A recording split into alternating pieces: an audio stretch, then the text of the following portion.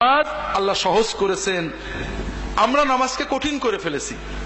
বিশেষ করে আমাদের সমাজে যুবকেরা নামাজ পড়ে না, কানে দুল আছে, বাবরি চুল, হাতে বালা পড়েছে। আমরা যদি এই অবস্থায় কেউ মসজিদে যাই, তার দিকে খুব খারাপ দৃষ্টিতে তাকাই, ঠিক না ভাই? কারণ ও হাতে দুল পড়েছে, দোষ নেই। ও রাস্তাঘাটে দুল পড়ে থাকে, আমরা কিছু বলিনি, চুল নিয়ে থাকে বলি না, কিন্তু এই বেশ নিয়ে মসজিদে গেলে কি করি? তার মানে ওর সবচেয়ে বড় অপরাধ হলো মসজিদে যাওয়া। তুই যা করবি কর, কিন্তু মসজিদে আসিস না। এটার নাম ইসলাম নাকি ভাই? ও চুল রেখেছে, দুল পরেছে, কোনোটা মাকরু, কোনোটা নাজেজ, কোনোটা গুনাহ হবে, কোনোটাই হবে না, কিন্তু সবচেয়ে বড় গুনাহ হলো নামাজ না পড়া, ঠিক না? কাজে ওকে যেভাবে আসে মসজিদে আসতে দেন, অন্তত নামাজটা পড়ুক। ওর জন্য দিনের সহজ বিষয়টা বুঝান। অনেকে বলে যে হুজুর দোয়া জানি না, নিয়ত জানি না, নামাজ পড়ি না, অনেক রকম আছে। আল্লাহর নামাজ কত সহজ করেছেন। আপনি যতটুকু জানেন, কিছু না জানেন, সুবহানাল্লাহ বলেও যদি নামাজ পড়েন, আল্লাহ 16 আনা সওয়াব দিয়ে দেবেন। কাজেই নামাজটা পড়তে হবে, প্রাণবন্ত করে পড়তে হবে। নামাজ আমাদের আল্লাহর সাথে সবচেয়ে প্রিয় সম্পর্ক। আমরা নামাজে অনেক ভুল করি, মেয়েরাও করেন, পুরুষেরাও করে। আমরা নামাজ যারা পড়ি তারা কি ভুল করি? নামাজ পড়ছি, কিন্তু রুকুতে যে খটাস করে উঠে পড়ি, পুরো না দাঁড়িয়ে আবার সেজদায় চলে যাই।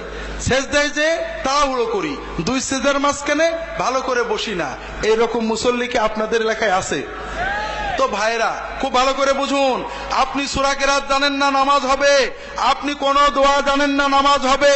আপনার কাপড় নেই, ন্যাংটো হয়ে নামাজ হবে। আপনার পাক কাপড় নেই, নাপাক কাপড়ে নামাজ হবে। কিন্তু রুকু সেজদা আপনি দিতে পারেন, খটোমটো করে দিয়েছেন, নামাজ হবে না।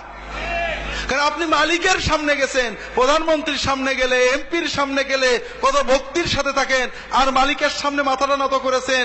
আপনি একেবারে হঠাৎ করে উঠে পড়লেন, শান্ত হয়ে দাঁড়ালেন না, এইভাবে রুকু সেজদা করলে নামাজ হবে না। কাজেই অন্তরের মহব্বত দিয়ে নামাজ পড়েন। ছোট্ট একটা বলি, রাসূলুল্লাহ সাল্লাল্লাহু আলাইহি ওয়াসাল্লাম দুই সাজদার মাঝখানে কি বলতেন?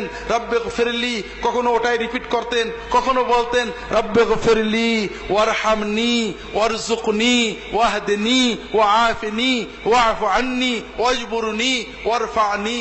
দোয়া করতেন। দোয়াগুলোর মানে কি?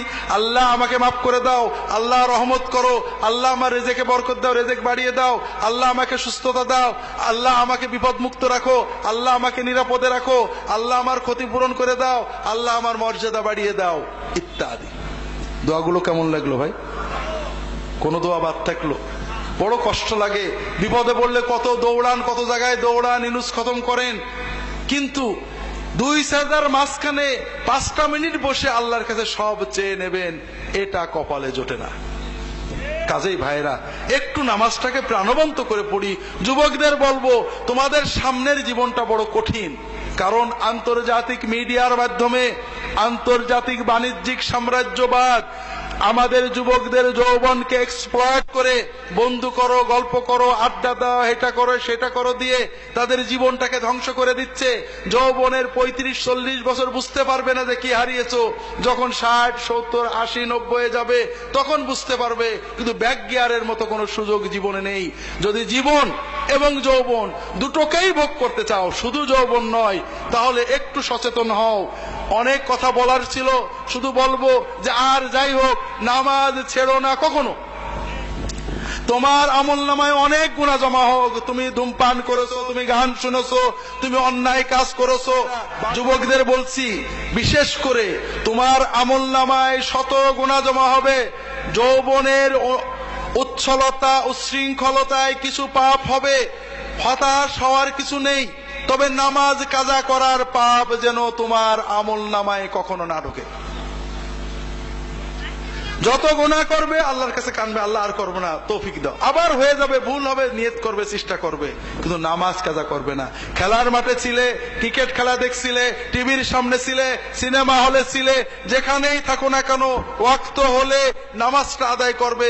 কিছু যদি না জানো, আজকে থেকে, এখন থেকেই নামাজ, কিচ্ছু জানো না, অজু করবে, দাঁড়িয়ে যাবে। যদি জামাতে পড়ো ইমামের পিছনে, না হলে দাঁড়িয়ে যাও। দোয়া কালাম জানো না, যেখানে জানো না, শুধু আল্লাহু আকবার অথবা সুবহানাল্লাহ বলো, অথবা লা ইলাহা ইল্লাল্লাহ বলো, এটাতেই নামাজ হয়ে যাবে। তুমি 16 আনা সওয়াব পেয়ে যাবে। তবে পাশাপাশি নামাজটা শিখতে হবে। বিশেষ করে যুবকদের বলবো, নামাজটাকে প্রাণবন্ত করেছে কো। আমরা বুড়োরা দিন শেষ আমরা অন্ধের মতো নামাজ পড়ি, ফরজ আদায় হয়, মজা পাই না। আল্লাহু আকবার বলছি, ওইটা মনে আছে, আসসালামু আলাইকুম বলছি মনে পড়ছে, মাঝখানে কি পড়িছি মনে নেই। এরকম হয় না? হয় না? কারণ আমরা অটো নামাজ পড়ি, ডিজিটাল নামাজ। সুইচ টিপার পরে বুট করে যে কম্পিউটার খুলে আছে, মাঝখানে যে কত কিছু হয়েছে বোঝা যায় না। তো ডিজিটাল নামাজ হবে না। নামাজটাকে প্রাণবন্ত করতে হবে। নামাজে কি বলছি, কার সাথে কথা বলছি, একটু মহব্বত দিয়ে চিন্তা করতে হবে। এই জন্য বিশেষ করে যুবকেরা, যদি পারেন বয়স্করা, নামাজে কয়টা দোয়া ভাই, সুবহানাকা আল্লাহুম্মা, সুবহানা রাব্বিয়াল আলা, সুবহানা রাব্বিয়াল আযীম, এই যে কিছু দোয়া যেগুলো আমরা পড়ি, কোরআনের আয়াতগুলো পড়ি, সূরাগুলো পড়ি, এগুলোর অর্থ একটু শিখে নিতে হবে। ভাই আমার মালিকের সাথে কথা বলবো, কি মজার কথা, একটু মন দিয়ে পড়েন না কেন? নামাজের সেজদায় দোয়াগুলো শিখতে হবে। রাসূলুল্লাহ কত দোয়া করতেন। যদি প্রতিটি নামাজে প্রতি রাকাতে 4টা সেজদা, 8টা সেজদায় আমি 8টা দোয়া আল্লাহর কাছে চাইবো। সুন্নত দোয়াগুলো শিখে নেবেন, আল্লাহর সাথে কথা বলবেন, জীবনটা প্রাণবন্ত হবে, জীবনটা বরকতময় হবে। নামাজটা আমার মজার, আমার বেলায়েতের, আমার লজ্জাতের উৎস হয়ে যাবে। আর সবচেয়ে বড় কথা হলো, যদি কোনো যুবক এই নামাজটা আয়ত্ত করতে পারো, জীবনের শেষ পর্যন্ত এই নামাজ তোমাকে ধরে রাখবে আল্লাহর রহমত বরকতের সাথে। যত বিপদে আসুক আল্লাহর কাছে নামাজে চাইতে শিখলে ইনশাআল্লাহ কোনো বিপদ দাঁড়াবে না। আর মৃত্যুর পরে আল্লাহর ওলিদের কাতারে তোমার স্থান হয়ে যাবে।